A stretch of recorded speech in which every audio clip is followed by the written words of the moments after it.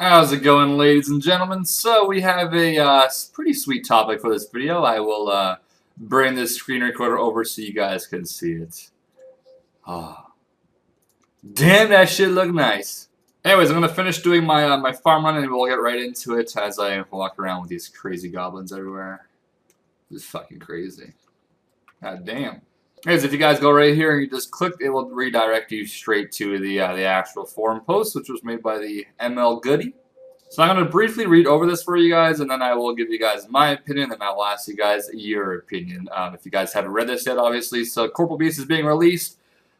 I think they originally said it's going to be released like when RuneFest comes. Now I'm being told it's going to be like a week after RuneFest, which is kind of not disappointing, but it'd be pretty sweet if it came out while RuneFest was like live. Then you could see, you know, a lot of streams of people being at RuneFest trying out the Corp Beast. But I guess that's okay. It's like a week after or so. And I think RuneFest is October 11th, 12th, 13th, around there. So, you know, it's about a month away, a month and a week. So here's the picture and the stats of each of the shields. Spectral, which was normally used for either Castle Wars or Armadyl Boss. It's kind of a cheaper shield than having, obviously, one of these ones. But it was doable versus a DFS.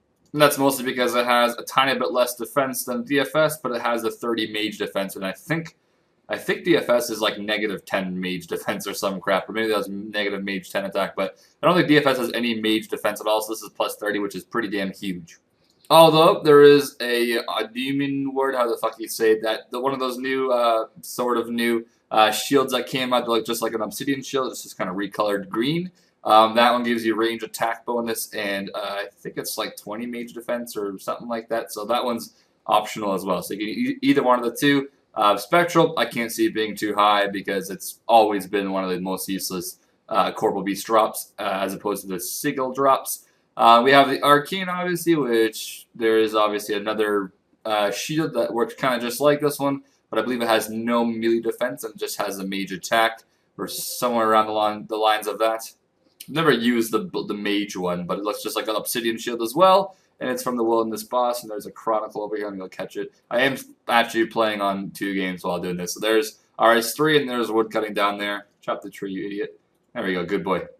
So I believe those 2 shields are both staying exactly the same, which I am completely okay with because they were never too OP. This one's a tiny bit OP for when you go, I guess, hybriding or anything like that. But for the most part, it's not too bad. Now, we have the 2 main items that are being talked about by far the most, and they obviously talked about it here as well.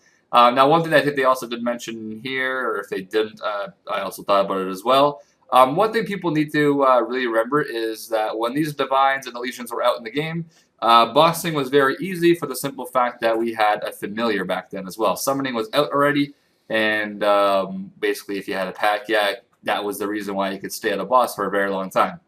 So Corporal Beast was released 15th of September 2008. And Summoning was released the same year, but January the 15th, so a few months obviously after. Okay, how'd you know that? I fucking Googled it. Yeah, that's right. I used Google for the first time. There we go.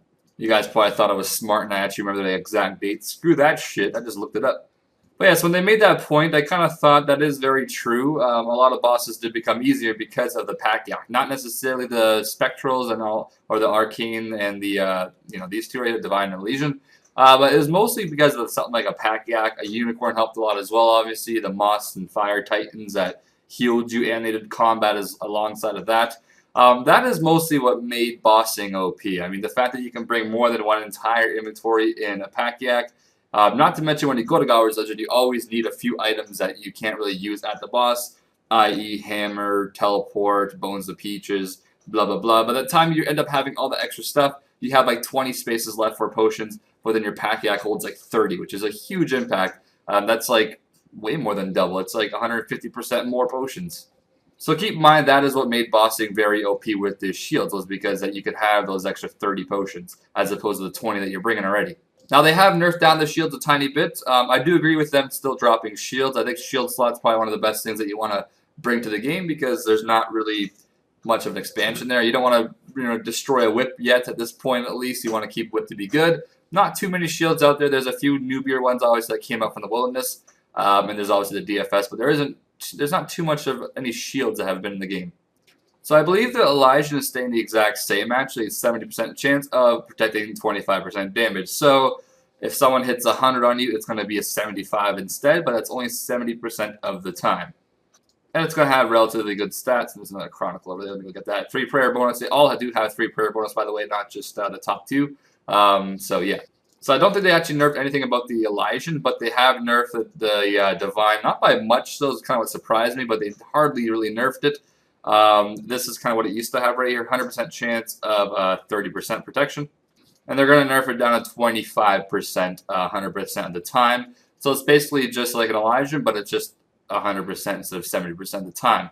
I believe that if these were to come out at least, if people aren't on board with exactly this, then I wouldn't really care if Jax made it where it was 20% for the Divine and maybe 15%, or I'd probably say still keep it at 20% for the Elysian because 15% really isn't that much. But I think it's fair to say 20% for Elysian and 20% for Divine 100% of the time. That's not too OP. I could try to think in my head like what a duo Armadyl trip is. I think normally on a duo Armadyl trip I would bring 8 super restores and roughly like 13 or 14 brews. Each of them heal like 600. So roughly like 1,000 hit points I bring of healing potions. And what Divine will do for me is it'll make me last there an extra maybe 3 to 4 Sarah brews, because that's roughly 20 or 250 or so hit points. So is it really that OP? This Divine maybe saves you 3, 4, or maybe at the very most 5 food slots when you go into bossing for something like Armadyl. I don't really use anything else, for example, because that's mostly what I did. Other bosses are quite easy to do anyways. Like, I guess this would be very useful, or one of these, for like tanking at Bandos, but you wouldn't want to use this at Bandos if you're using a God Sword or a Whip. Just use a Rune Defender. And same for Zambi boss. I guess for Sarah boss it'd be quite useful as well. But if the boss isn't really on you, then it's not too big of a deal. But yes, I'll just do the math quickly right here for you guys. Alright, one last thing I did forget to sort of speak about. I apologize. It is obviously, some people are going to be worried about these for PKing purposes. I do understand the Divine does make PKers a little bit more OP than someone else they're fighting. I mostly talked about PVM for these shields, which isn't that OP as I kind of showed. But for PvP, I'm not really 100% sure how OP they are. I know when Divines first came out, people used to use Whip and Divine and like full DH, and they kept their Divine on the entire time. You'd call them a Divine prod and stuff like that.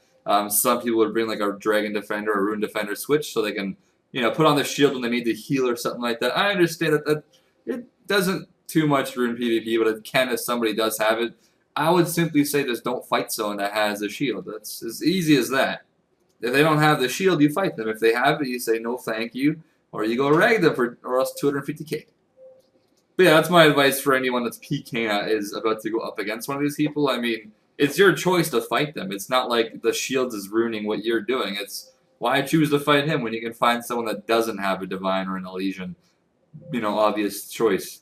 It's not like there's going to be 10 Elysian. Everyone's going to have a Divine Elysian. You're going to see like one every like 20 PKers at the very most or some crap that's going to have one of these. Just avoid them and continue PKing how you normally do. Not to mention most people that do PvP will rematch the same person for a while anyways, just because, well, it's a fun fight that you can find all the time. But anyways, hopefully you guys enjoyed. I'll probably put this in the middle of my video so you guys will probably continue to hear me talking. So yeah, I'm going to put this in the middle rather than the ending. It's supposed to be on the ending right now, but I'm going to put this in the middle of my video, and then you guys will skip to the next sentence that I say. So, gains. Get away from that thing. That's probably for him. So if I bring 8 plus, I think it's around 13 brews I'd bring for a duo trip. 21, 7 more spaces for all the other crap. Yeah, around there, 2 range pots, stuff like that. So you bring roughly, let's just give it at 14. So we have 14 brews. Each of them have obviously 4 doses. So we're going to times that by 4. That's 56 doses. Each heal, I believe it's 17 hit points. So yeah, there's 952 hit points we heal at Armadyl boss. Just from that, not the bows of peaches and things like that, obviously, but that's just from the brews. So 30%, which is going to be nerfed to 25%, just basically means you're going to stay there for an extra, like this, basically. Oop, if I can erase that. That's basically how much hit points you can now take. Well, a little less than that, but yeah, basically like 200 hit points, 200 divided by 17. That many Cerebrew doses. That's 3 potions at the very most. And you won't need any more. I know people are going to say, well, you might need more super restores. You won't need more super restores because when you're dueling Armadyl, no matter what, you're going to always be brewing more than you restore. Most of the time I drink a restore potion when I'm like 60 out of 85 prayer at Armadillo boss, just because I need to drink my brews either way. But yeah, that's just a small example I kind of just thought of the top of my head, guys. So, in my opinion, these aren't that OP at all compared to summoning. And another thing that would actually be very OP was if we had flask potions, which hold 6 doses of potions. Six doses each potion would increase the inventory by, what would that even be, like an extra whole 6 brews?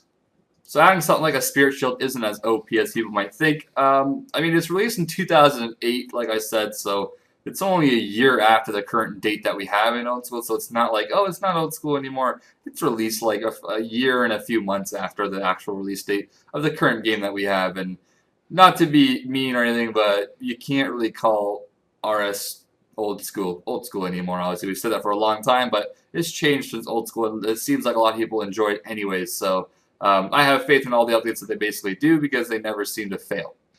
But yes, that is my opinion, guys, on the Spirit Shield. I'd like to know what your guys' opinions are. Do you think this is too big of a step?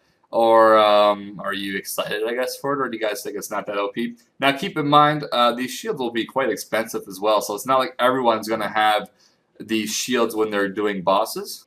I mean, I have no idea what they're going to be worth the first few weeks or so, because they are very rare either way. Like, these things are crazy rare. I believe they're one of the most rare drops there is on any type of a boss table. I think a hilt's every 512 drops. These things are like 1 in like 3,500, was it, or something like that? In Corp Beast compared to Armadillo Boss, Corp takes like way longer to kill as well, so it's amazingly a lot more rare. I just broke my fucking axe making this video. Look at that, good fight. Everyone, if you guys are watching, still comment good fight axe. It's all good. This is exactly why I have 2 of them, because when things like this happen, you continue AFKing happily. There we go, good boy. But yeah, tell me what you guys think, like I said, and yeah, I guess if you click on the actual shields, it'll give you a bigger picture of it. This thing is so fucking pretty, man. Look at that bitch. That is so sexy looking. Anyways, hopefully you guys enjoyed. I will see you guys sometime in the next video. I'm working on an RS3 video for my showing my progress the past week or so, and I'm obviously working on Old School always as well. So hopefully good stuff to come. Thanks for watching, and I will see you guys